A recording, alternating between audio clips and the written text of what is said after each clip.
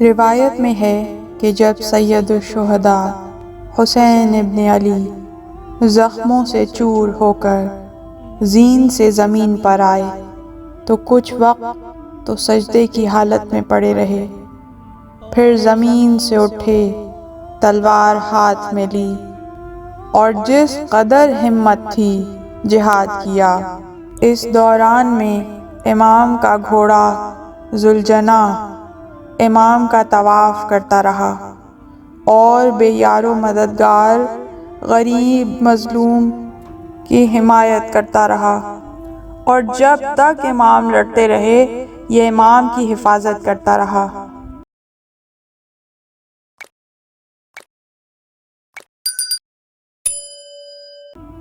ابو مخنف لکھتے ہیں، لما اسرع الحسین فاحمل فرسه یحامی انہ ویسب علی الفارس فیحبطہ عن سراجہ ویدوسہ حتی قتل الفرس 40 رجلا۔ جب امام زین سے زمین پر آئے تو ذوالجناح آپ کی حمایت کرتا رہا، سواروں پر حملہ کرتا تھا، دانتوں سے شہسواروں کو گریبانوں سے پکڑتا اور زین سے زمین پر کھینچ لیتا اور زمین پر دے مارتا تھا، پھر انہیں سموں تلے رگڑ دیتا، اور اس طریقے سے اس قوم بدبخت کے 40 افراد کو واصل جہنم کیا۔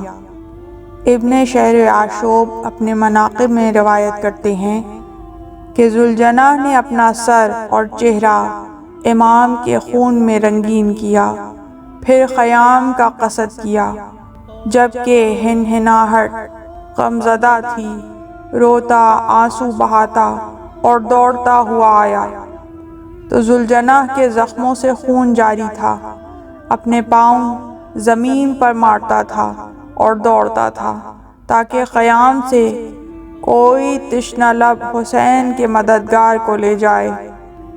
اسی حالت میں خیام کے قریب آیا، جب خیام کے دروازے پر آیا تو فراق کی فریاد کی اور مخترات عصمت تک اپنی آواز پہنچائی۔ جوں ہی اہل حرم نے ذوالجناح کی آواز سنی تو بے اختیار سب خیمے کے دروازے پر آ گئیں تاکہ دیکھیں کہ امام تشریف لائے ہیں یا خالی ذوالجناح آیا ہے۔ جب بیویوں نے مرکب کو بغیر راکب کے دیکھا، سواری کو بغیر سوار کے دیکھا اور یہ ملاحظہ کیا کہ ذوالجناح کی لگامیں کٹی ہوئی، زین ایک طرف ڈھلی ہوئی، چہرہ اور سر خون سے غلطاں ہے اور وہ بے زبان فریاد کرتا ہے، کبھی زمین کو اپنے سموں سے کوٹتا ہے اور کبھی سر کو زمین پر مارتا ہے، تو بیویوں کی آہوزاری اور گریہ و فریاد بلند ہوئی۔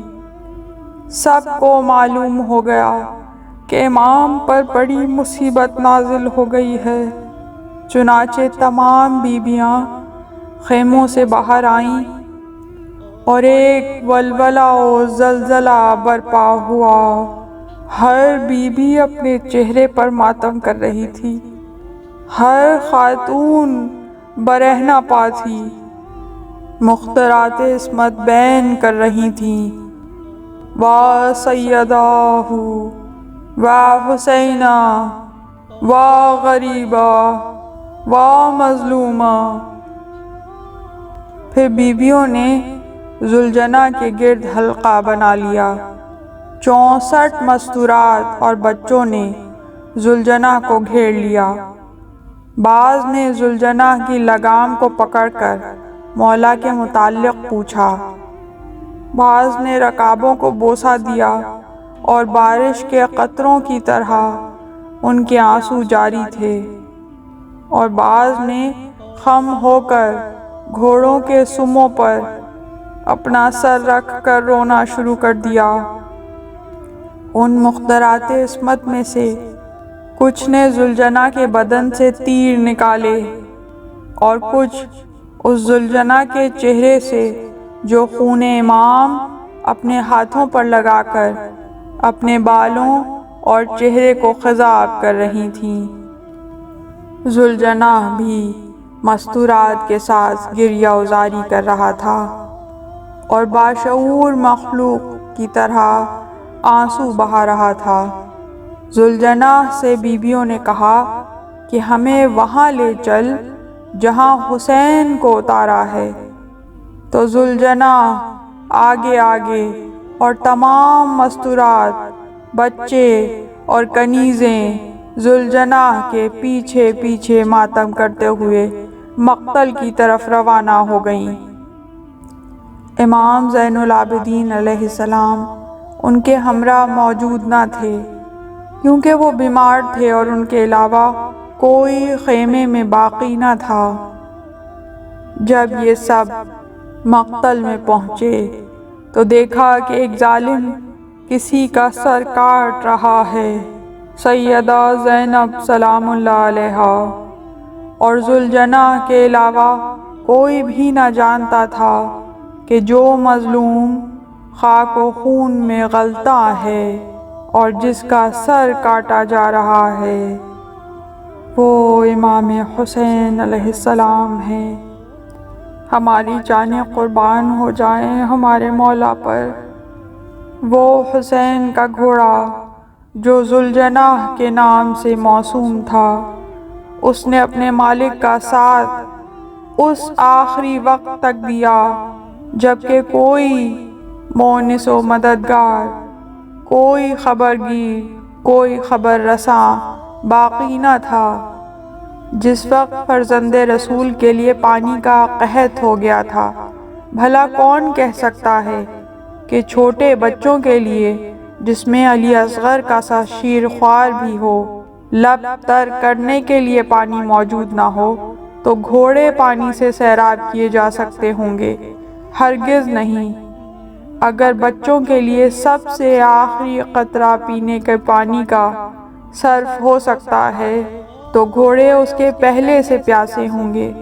اس کے بعد صبح سے شام کے وقت تک برابر سید الشہداء کو عرب کی تیز دھوپ، گرم ہوا میں خیمہ گاہ سے میدان جنگ تک جو کافی دور تھا آنا اور جانا، ہر عزیز کی رخصتی کے وقت خیمے کے پاس ہونا اور جان کنی کے وقت میدان جنگ میں اس کے سرہانے، یہ تمام آمد و رفت گھوڑے کی پشت ہی پر ہونی تھی۔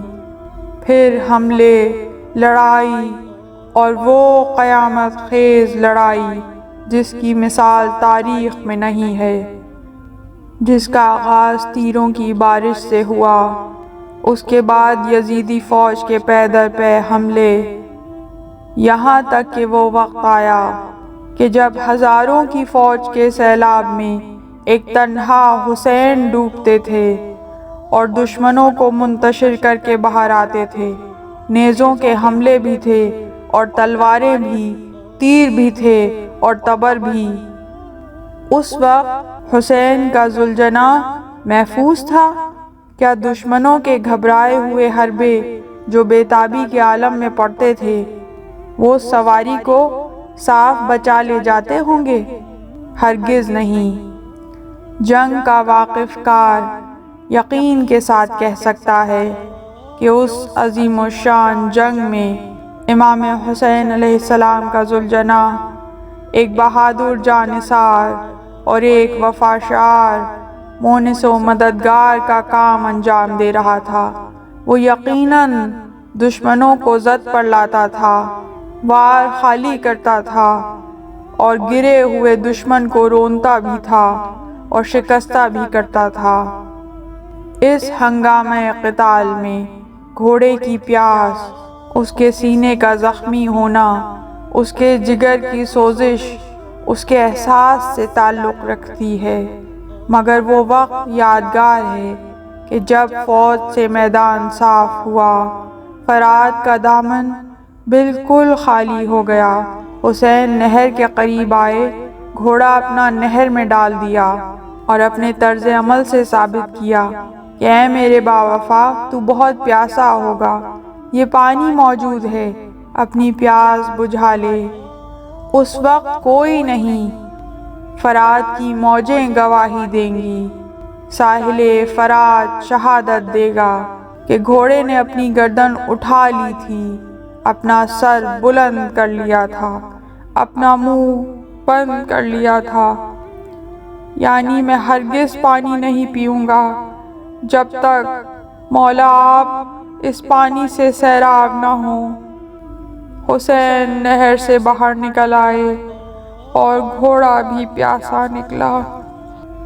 اب وہ وقت آیا کہ جب گھوڑے کی تمام کوشش ختم ہو چکی، امام عالی مقام کا آخری وقت، زندگی کے آخری لمحات قریب آ گئے، تو حسین کی اس باشعور سواری نے اپنی پیشانی خون میں تر کی اور سیدھا خیمہ حسینی کے دروازے پر پہنچا۔ اس نے ہنہنا کر اپنی آواز اندر پہنچائی۔ منتظر سیدانیاں اس کی آواز کو سنتے ہی دروازے پر آ گئیں۔